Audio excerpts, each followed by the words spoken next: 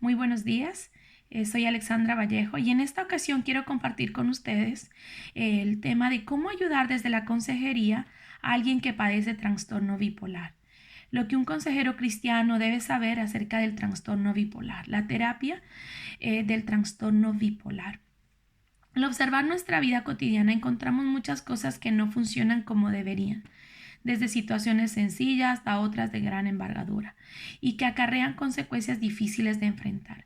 Cuando revisamos el consejo de Dios, descubrimos que esta vida es disfuncional. En el relato de Génesis encontramos pistas de esto. Después de la creación perfecta, ocurre el desastre. Todo se altera por entrada del pecado.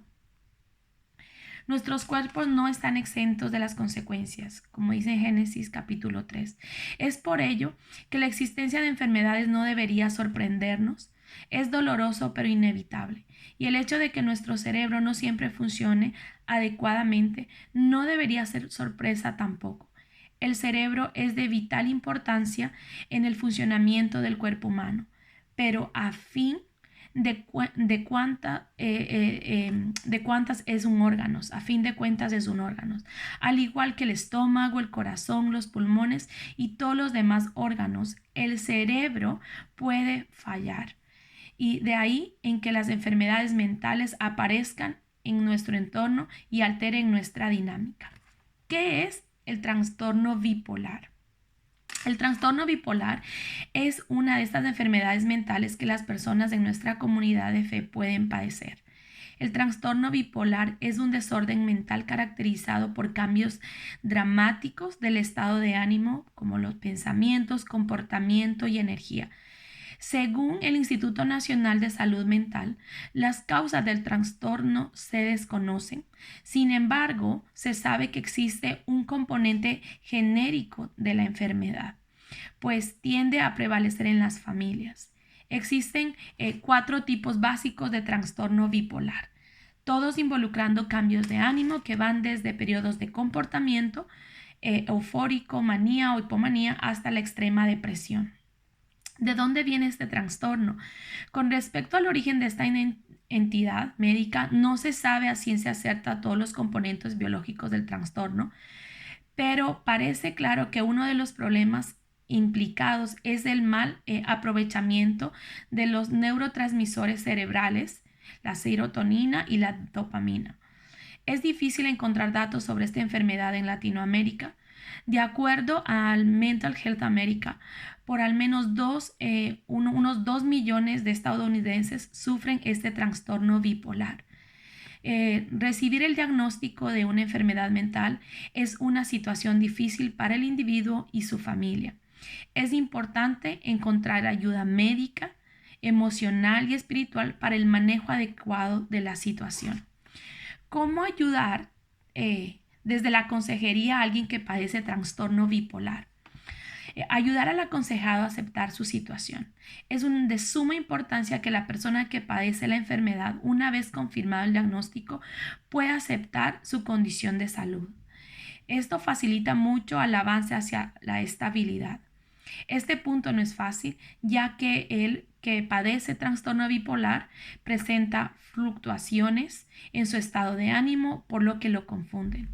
Aceptar su condición de salud implica lo siguiente: reconocer su necesidad de ayuda, acompañamiento en consejería y seguimiento médico. También será necesario seguir el tratamiento y el uso de medicamentos prescritos por el doctor. Ser vulnerable sin victimizarse. Se debe reconocer que hay épocas más difíciles que otras, que hay momentos en los que podría sentirse muy mal y que esto es parte necesaria del camino de la sanidad. Sin embargo, debemos tener cuidado de que esto no lo lleve a victimizarse, a pensar que Dios no puede ayudarlo y que todo el mundo debe entenderle, y a dejar de tomar la responsabilidad por las actitudes pecaminosas en su vida diaria. Proveer consejería bíblica es un ambiente cálido y seguro. Una persona en esta condición llega a sesiones de consejería turbada, cansada y con muchos temores. El consejero debe ofrecer un espacio de gracia, amor y misericordia. En Santiago 1:19 dice: esto lo saben mis amados hermanos, pero cada uno sea pronto para oír, tardo para hablar, tardo para la ira. Debemos escuchar activa y empáticamente, haciendo buenas preguntas que nos permitan tener una idea de la historia de vida del aconsejado, desde antes del diagnóstico de la enfermedad. Aprender a escuchar sus temores, sus luchas, sus pensamientos, sin que éste se sienta juzgado o condenado por los mismos. Las primeras sesiones de exploración, conexión y acompañamiento. Luego vendrán sesiones en las que podemos confrontar, guiar y enseñar en áreas específicas. Enseñar al aconsejado a pensar bíblicamente. Dios no está fuera de esa área de vida del aconsejado. Él no improvisa con nuestras vidas. Como dice Pablo en Efesios 2:10, porque somos hechura suya, creados en Cristo Jesús para hacer buenas obras, las cuales Dios preparó de antemano para que anduviéramos en ellas. Dios tiene un propósito con cada evento que nos ocurre. El aconsejado enfrentará adecuadamente los retos que su estado de salud le presente cuando entienda que Dios sabe lo que le está sucediendo y que lo que él atraviesa no es algo fortuito. Más bien, Dios tiene un plan exclusivo al pasar por estas aflicciones. Solo la palabra de Dios puede ayudar a una persona con este desorden y a encontrar sentido a su vida. El aconsejado debe ser intencional en ayudarle a desarrollar una mente bíblica a través de la vida devocional consistente. Enseñar al aconsejado a conocerse más profundamente. Entre más conocemos a Dios, mejor nos conocemos a nosotros mismos. La persona con esta enfermedad no es la excepción. Por el contrario, es muy útil que aprenda a conocer desde lejos cuando su estado de ánimo se empieza a desestabilizar y descubrir qué situaciones detonan estos cambios para poder prevenirlo. Los diarios, cronogramas, los eventos y la revisión de cambios de rutina son herramientas útiles para que el aconsejado se examine a sí mismo. Puede conocerse mejor y tome medidas preventivas. El cuidado es de sí mismo y una pieza clave. Conocer sus detonadores, debilidades, riesgos y entonces ejercitar el dominio propio. Hay situaciones de riesgo y cambios orgánicos que se deben observar para tomar medidas de precaución oportuna. El aconsejado no debe descuidarse, sentir indulgente, orgulloso y pensar que tiene la situación controlada.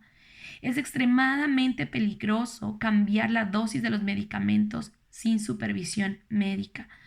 Abandonar el tratamiento por percibir mejoría o malestar. No es saludable dormir poco, trabajar en exceso, ni sobreestimularse al incrementarse en actividades que demanden mucha energía física y emocional. Es bueno dudar un poco de su criterio personal al tomar decisiones importantes. Siempre es oportuno recordarle al aconsejado lo que dice en Proverbios 3:5. Confía en el Señor con todo tu corazón y no te apoyes en tu propio entendimiento. Una prevención sabia es buscar consejo, sobre todo para decidir cosas que traen cambios significativos en la rutina de vida. Para todo esto se necesita crecer en el dominio propio, que es una manifestación del fruto del Espíritu Santo en cada uno de nosotros. Gálatas 5, 22 y 23. Les aconsejo que lo puedan leer en su propio tiempo. El consejero puede acompañarle en este camino del desarrollo del carácter cristiano. Siempre trae esperanza ver cómo el poder del Espíritu Santo va transformando el carácter y la persona en la medida que esta condición de salud se ve como un área que da evidencia de la dependencia que tenemos en Dios y es utilizada para la gloria de Dios. En Corintios, 2 de Corintios 12:9 dice: y Él me ha dicho, te basta mi gracia, pues mi poder se perfecciona en tu debilidad. Por tanto, muy gustosamente me gloriaré más bien en mis debilidades para que el poder de Cristo more en mí. Dar esperanza. Si bien es cierto que el aconsejado parece una condición orgánica y que necesitará usar medicamentos, también es cierto que hay muchas otras que se pueden hacer para que la vida cumpla el propósito por el cual Dios le creó. He visto casos de personas que logran estabilizarse por años y viven una vida funcional. con disminución de la frecuencia de la crisis. Ellos me han enseñado que hay esperanza. La base para conseguir un mejor pronóstico es pensar bíblicamente y aceptar su condición como una evidencia de la dependencia que todos tenemos de Dios. A esto debemos agregar el seguimiento médico frecuente, incluyendo medicamentos y autocuidado como lo haríamos en cualquier otra enfermedad. En la medida de lo posible, siempre debemos involucrar a la familia del aconsejado. La familia es el ambiente natural donde se dan las luchas y al mismo tiempo es el lugar donde debe recibir apoyo en el día a día. La familia debe tener información acerca de la enfermedad, el manejo de las crisis y saber qué grados de supervisión requiere la persona en cada etapa. No menos importante es que los miembros de la familia faciliten la participación del aconsejado en las rutinas familiares, ya que esto no debe sentirse excluido de la misma. Orar por el aconsejado. Durante la consejería y fuera de la misma, como consejeros dependemos de Dios para poder asistir a nuestros aconsejados.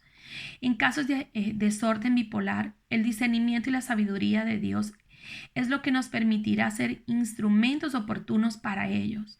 Recuerda que su estado de ánimo es cambiante.